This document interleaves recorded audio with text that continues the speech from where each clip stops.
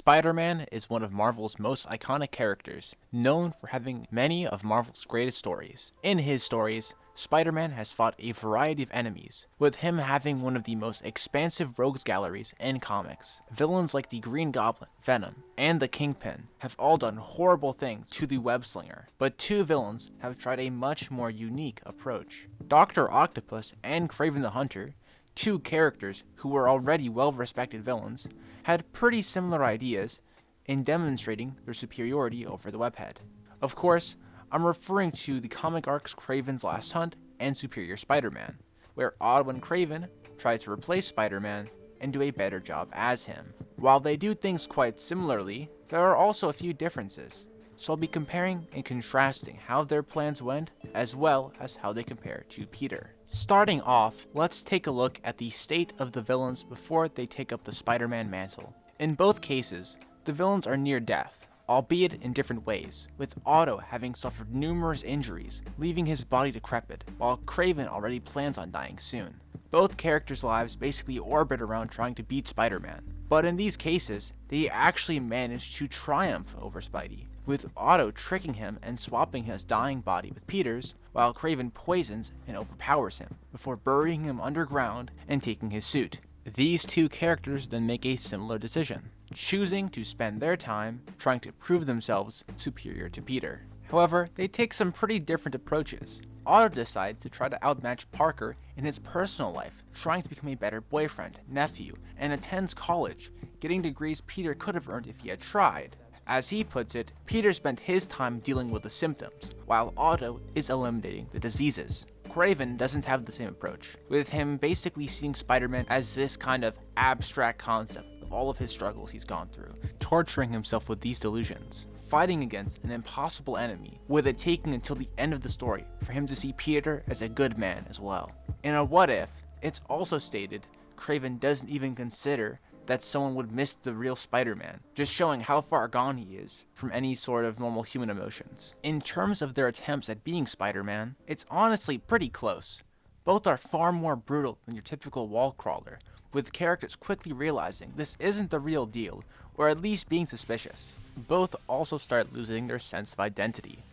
Otto starts to say that he is no longer bound by Parker's life, nor is he by his own life, and he's creating something entirely new, with a whole new legacy. Kraven has similar struggles. In his mind, he must go beyond being Kraven and merge with Spider-Man, still fighting for who he is even after taking the suit. Both get solid cases for being genuinely superior. Otto manages to ally himself with J. Jonah Jameson.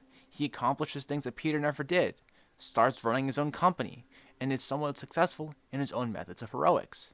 Later in the arc, he even inspires Lamaze to take charge and be a hero. His methods are questioned for being too brutal though, and he has no real care for violating people's privacy. Later in the story, we see Octavius fail an equation Peter did on his first day, and by the end, he eventually admits Parker was superior, needing his help to defeat Norman. Kraven makes a good case for being superior to Parker as well, defeating Vermin, who Spidey needed the help from Captain America to beat previously, and even gets overpowered by him later in the story, albeit while he was heavily fatigued. While Spider-Man never gets to outshow Kraven in this run, as he did in Superior, it's later shown in Soul of the Hunter that Kraven's soul never got to rest after the last hunt, with Spider-Man being required to set him free.